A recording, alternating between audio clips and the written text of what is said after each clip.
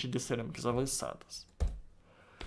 Em relação a aplicações, eu trouxe algumas das mais simples, mais usuais nossas, tá? Primeira delas é capacitor, lembrando que a capacitância mede a capacidade do material de armazenar carga elétrica, correto? Um capacitor normal, ele possui essa equação, uma constante elétrica, a área superficial, a distância entre as placas.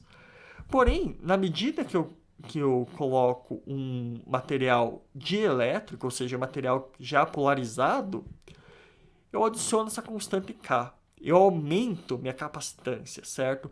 E esse material dielétrico, ele é sim composto por uma cerâmica avançada na maioria das vezes. Claro, você pode colocar um polímero, correto?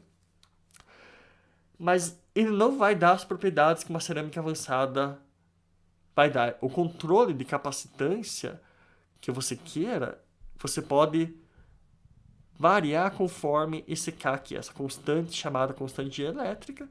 E essa constante dielétrica ela pode ser manipulada de forma muito fina com cerâmicas avançadas, certo?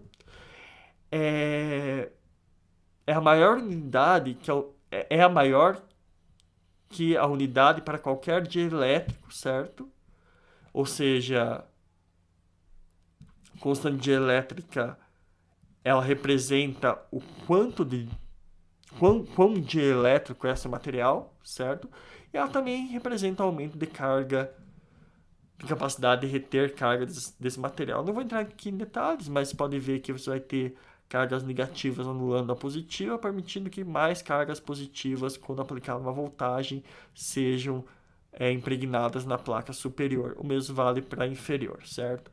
E a constante elétrica é uma propriedade do material. A gente vai ver um pouquinho mais sobre semicondutores lá na frente, né? Dielétricos, enfim, semicondutores em si. Outra aplicação são os termistores ou termistores, tá?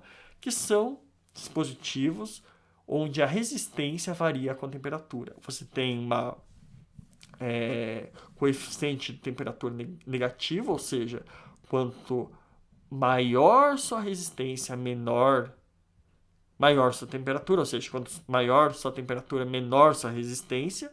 Você tem uma diminuição na resistência à medida que aumenta a temperatura e vice-versa. E o PTC, coeficiente de temperatura positivo. Então você tem um aumento na resistência elétrica à medida que eu aumento a temperatura. Esses são os símbolos utilizados, certo? E para que eu uso isso daqui? Eu uso geralmente para precaver surtos de temperatura no meu aparelho. Por exemplo, imagine o seguinte, que eu quero operar um material no máximo a 300 graus, certo? Eu quero operar um forno a 300 graus. Eu falo que se chegou a 310 graus, tem que cair a luz dele, certo? O que acontece? Eu coloco esse dispositivo, tá? Um NTC, por exemplo, a resistência dele está caindo conforme a temperatura, até que chega um ponto que a resistência é tão baixa que vai me permitir passar corrente elétrica. E na medida que passa corrente elétrica, eu deixo de passar corrente elétrica para meu forno e passo, por exemplo, para o fio terra. Ou seja, eu faço um aterramento do meu sistema em si. Então, sim, é um dispositivo amplamente utilizado para sobrecargas de temperatura no seu sistema. E sensores de temperatura também. Imagina o seguinte, eu tenho uma sala que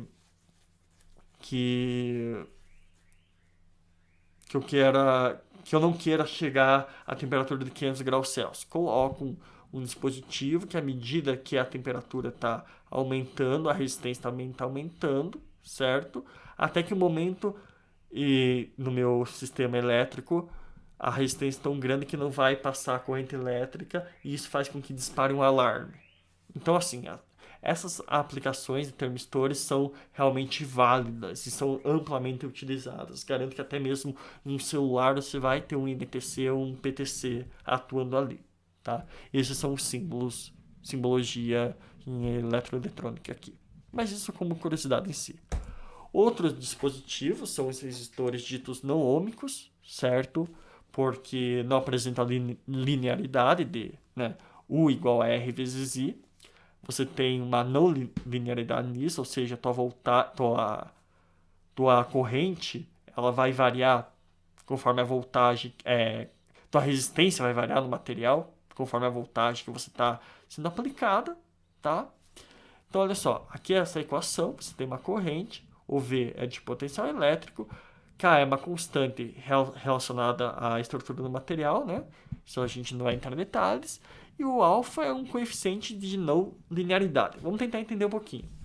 Imagina o seguinte, que eu tenho até aqui, olha só, até a tensão de ruptura, eu tenho uma densidade de corrente passando pelo material da ordem de 10 a menos 4, certo? Então ele se comporta como um isolante. Mas à medida que eu passo essa tensão, olha só, a densidade de corrente que eu passo pelo meu material, ela explode. Então ele passa a se comportar como um condutor elétrico. Também é utilizado como sensor, como dispositivo de segurança, certo? Então, o varistor, sim, ele também, talvez até mais que o termistor, ele é utilizado amplamente, principalmente quando eu tenho bateria, certo? Que eu preciso garantir que após determinada tensão, a corrente não passe pelo meu aparelho, passe por um fio terra, por exemplo, tá? Só para a gente dar uma breve explicação, assim, essa tensão para a qual eu tenho um aumento da minha corrente no meu sistema é chamada tensão de ruptura, tá? Acima dela eu tenho um comportamento de condutor, abaixo dela de resistor, certo? Isso ocorre por mecanismos de controle de passagem eletrônica. Um é controlado pelo contorno de grão, que é mais energético, e o outro controlado pelo grão. A gente não vai entrar muito em detalhes, mas a condução por contorno de grão ela é mais difícil do que pelo grão em si, por dentro do grão. É justamente pela disponibilidade de elétrons livres, né? Apesar de você ter disponibilidade maior aqui no contorno de grão, no grão como um todo, você tem um livre caminho médio maior para percorrer. Enfim, você tem uma possibilidade maior de passar elétrons, certo? Do que de um contorno para o outro. Dentro do grão é mais fácil de passar uma corrente elétrica do que entre os contornos. Tranquilo? Outro material que eu não vou, que tem uma descrição bem boa, são os materiais piezoelétricos. São materiais onde eu aplico uma resposta mecânica, uma tensão, uma força, e essa força me dá uma resposta elétrica, ou vice-versa, certo? O que acontece? A tensão que eu aplico, ela deforma o material de certa forma, absorve essa energia, de uma forma bem simplista, tá? E depois que eu solto essa tensão, essa energia absorvida, ela é liberada em forma de corrente elétrica. Um material piezoelétrico muito, mas muito utilizado, que vocês conhecem, pelo menos era utilizado até então, são as agulhas do disco de vinil. Você tem uma pressão ali entre o disco, a rugosidade do disco e a agulha do vinil. Essa pressão faz com que eu tenha um estímulo mecânico, que se traduz em estímulo elétrico, que por fim se traduz em estímulo sonoro. Então, piezoeletricidade, sim, é realmente algo muito, muito utilizado. E vale a pena a gente, em termos bem modernos, né? A Holanda, ela desenvolveu uma pista, certo? Piezoelétrica, por assim dizer, onde você passa com o seu carro, com a sua bicicleta, inserindo uma pressão, essa pressão gera eletricidade. E com isso ela se autoalimenta. Claro, essa autoalimentação ela não é infinita, você vai ter uma vida útil do seu equipamento. Porém, é um progresso para fontes de energias alternativas, certo? Bom, em relação aos exemplos que eu dei, acho que esses são os mais usuais, certo? Claro, tem outros exemplos, por exemplo, isolantes térmicos de alta magnitude para sondas espaciais, por exemplo, são cerâmicas avançadas, mas, enfim, talvez foge um pouco de como explicar o mecanismo que isso atua. Fotoeletrônica, certo? Produzir energia elétrica, produzir fótons por meio desses equipamentos também é algo muito recorrente, é uma área de estudo bem promissora, porém também foge um pouco do nosso escopo de trabalho. Então, como vocês viram, tem muitas aplicações que valem a pena ser estudadas. E eu trouxe aqui dois tópicos que são bem razoavelmente complexos, que eles estão no Callister, eles vão estar em qualquer livro de estrutura da matéria, estado sólido, e eu queria trazer pelo menos os conceitos básicos disso, certo? Para não gerar dúvida, que eu tive muitas dúvidas disso durante a graduação em si, porque os termos não são muito bem explicados, cada um diz uma coisa, outra hora diz outra, enfim, quero dar uma clareada nisso para vocês, que é bem importante também. E a gente não teve oportunidade de ver isso no curso em si. Bom, aqui eu trouxe a revisão de lei de Ohm, né? DDP igual corrente vezes resistência.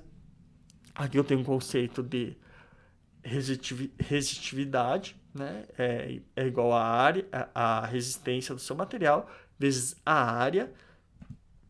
E essa área é muito importante, porque ela é da seção reta perpendicular à direção da corrente, ou seja, ela vai depender da geometria do seu corpo de prova, da geometria do seu ensaio, assim como a distância entre os polos, entre a DDP aplicada, entre a voltagem, entre o polo positivo e negativo que você está aplicando a tua DDP, né? Esse L representa justamente a largura, o tamanho do seu eletrodo em si. E o inverso da condutividade, né? Aliás, o inverso da resitividade é justamente a condutividade, representado por essa equação, e ela nos diz que quanto menor a resitividade, maior a condutividade. Isso é óbvio, certo? E a unidade dela é Ohm vezes metro a menos 1. E essa unidade é bem, bem importante, tá? E é isso que, só fazendo uma revisão bem breve, vocês provavelmente já devem ter visto isso em alguma disciplina anterior, tá? Porém, aqui eu trouxe um comparativo só para ilustrar um pouquinho da questão de condutividade dos materiais. Você tem os ditos condutores, metais, da ordem de condutividade de 10 a sétima, mas pode chegar a 10 a décima, dependendo do material. Quanto mais nobre o material em geral, melhor a condutividade, seja paládio, platina, ouro, né? Tanto é que a maioria dos circuitos são feitos de ouro, certo? Você tem as cerâmicas e os polímeros que são isolantes, cerâmicas tradicionais, de uma ordem de 10 a menos 10 para menos, certo? E, finalmente, os semicondutores. Semicondutores eles têm propriedades, têm um valor de condutividade intermediário, porém, o estudo deles é tão importante porque a gente consegue variar, como no caso o varistor, ele é sim um semicondutor, e a gente consegue variar essa condutividade conforme nossa necessidade. Por isso que os semicondutores entram em cerâmicas avançadas também, apesar de você ter alguns metais que se comportam como semicondutores a determinada temperatura ou até mesmo pressão. E aqui a gente vai estudar um pouquinho de semicondutores, que é o assunto mais chatinho de se entender, e depois um pouquinho de magnetização, beleza? Bom, para a gente entender um pouquinho de semicondutores, a gente precisa lembrar um pouquinho de bandas de energia, tá? Vamos pegar o cobre. A gente sabe que o cobre é um condutor, tá? E vamos fazer uma analogia, apesar de não ser muito correta, é bem ilustrativa. Imagine que a gente tem um único átomo de cobre. A última camada dele e as camadas antecedentes a essa última camada são preenchidas com elétrons. Tranquilo? Mas eu consigo ainda inserir, eu tenho espaços vazios após a última camada para inserir mais elétrons ainda, correto? Então a camada que eu tenho vazia para inserir elétrons, eu chamo de estado vazio. E a energia associada à última camada, ou seja, a camada de valência, eu vou chamar de estado fermiônico ou energia de Fermi, tá? Contudo, se vocês se lembram bem lá de química geral, eu tenho estados, níveis, níveis de camada de energia dentro do átomo que são proibidos, correto? E eu vou chamar isso de band gap, tá? Um gap, um pulo, por assim dizer. Que eu não posso, uma camada inviável, uma camada proibida. Camada proibida é essa palavra correta. Então tem estados que são proibidos. E outros eu tenho também, subsequentemente, estados vazios. Então o que acontece no condutor? Eu tenho um estado cheio, eu aplico um campo elétrico, esses elétrons vão para cá e fazem a condução. Se eu aplicar um campo maior, eles pulam a camada, esse band gap, essa camada proibida, vão para outra camada vazia também, ocasionando a condução elétrica. Por isso que é tão fácil. Assim, elétrons em metais são elétrons livres, eles se comportam de maneira muito fácil, né? A movimentação deles é muito fácil. Tá? Porém, vamos dar um exemplo aqui no isolante, que vale no semicondutor. A única diferença é que entre o isolante e o semicondutor, essa camada proibida possui uma energia menor, por causa do semicondutor, certo? Bom, no isolante, um polímero, a gente também tem uma banda preenchida, ou seja, uma banda de valência, tá? Porém, para eu levar um elétron da banda de valência para uma banda vazia, ou seja, uma banda vazia que permita a condução, tá? Note que sempre que eu tiver uma banda vazia, eu vou poder fazer condução. Então, apesar do termo ser utilizado banda vazia de condução, aqui também é uma banda vazia de condução. Isso causa muita confusão. Banda vazia, estado possível de energia, eu posso excitar meu elétron e fazer minha condução de corrente elétrica. Então, o que acontece? Eu tenho meu elétron aqui, eu vou precisar de uma energia muito grande para pular esse estado proibido e levar um elétron para a minha banda de condução, onde ele vai ter uma possibilidade sob a ação de um campo elétrico de movimentação ordenada e de condução de corrente elétrica. O mesmo acontece com semicondutores, contudo, esse gap energético, a energia que eu preciso para levar um elétron da minha banda preenchida para uma banda vazia, que eu chamei aqui de banda de condução, é menor. Entenderam isso? Tá. Agora se pergunta, tá, mas então é possível um polímero puro, conduzir eletricidade? A resposta é que sim, é possível. Daí qualquer polímero, se você tiver energia suficiente, você pode conduzir eletricidade nele. Contudo, a energia para você conduzir eletricidade em um polímero, ela é tão grande, ela é muito maior que a energia requerida para degradar o polímero. Então o que acontece? A degradação do polímero vem antes da condução elétrica. Por isso que a gente não tem nenhuma expectativa em encontrar um polímero condutor de eletricidade. Ele se degrada devido a uma degradação térmica muito mais rápido do que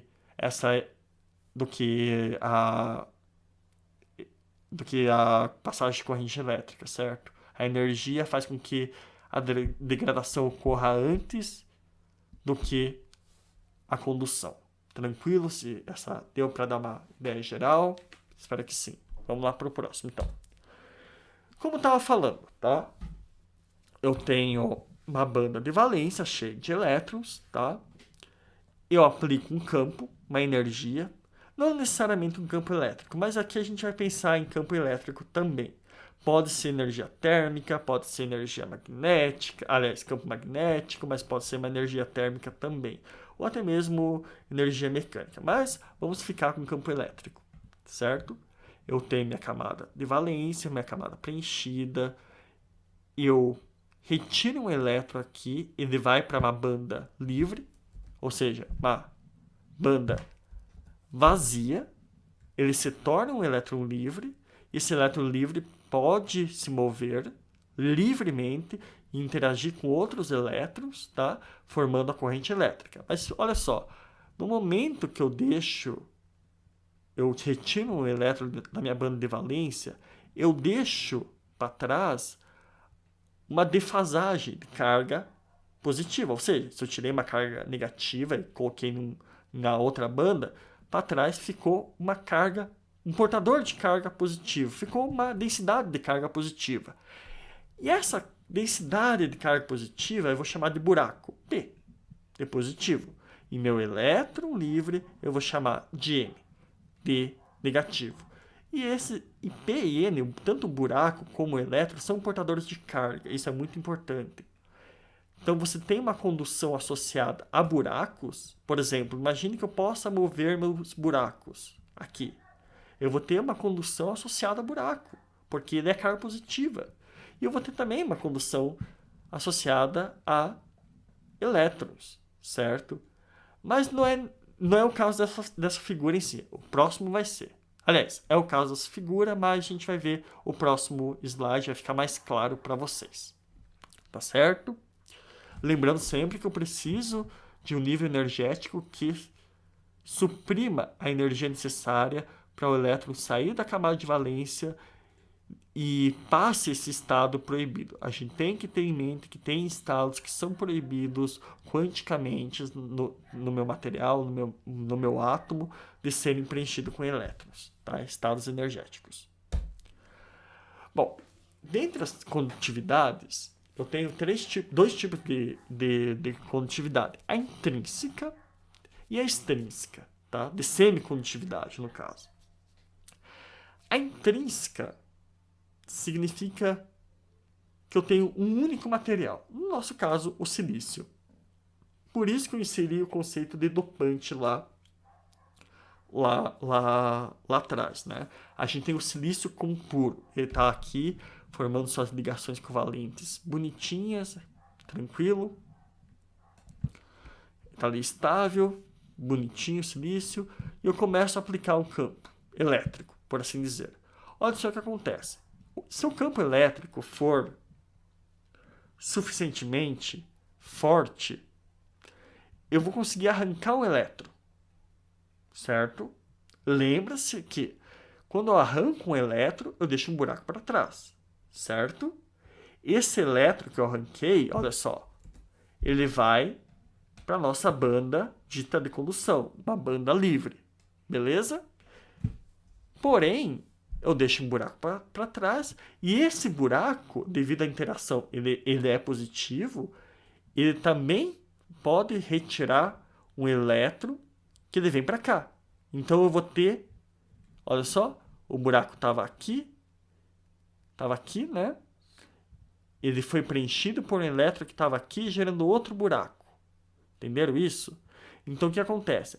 Mesmo que eu vou retirando elétrons, tranquilo, vou passando elétrons para minha camada aqui de condução, porém eu vou deixando buracos para trás.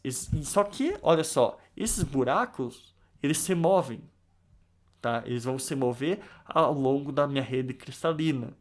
Então, olha só, olha que interessante. A condução, nesse caso, ela é feita tanto pela movimentação dos buracos na banda de valência, isso é muito importante, tá?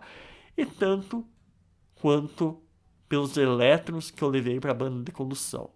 Então, não necessariamente somente a banda de condução atua como condutora, proporciona a condução da eletricidade em si.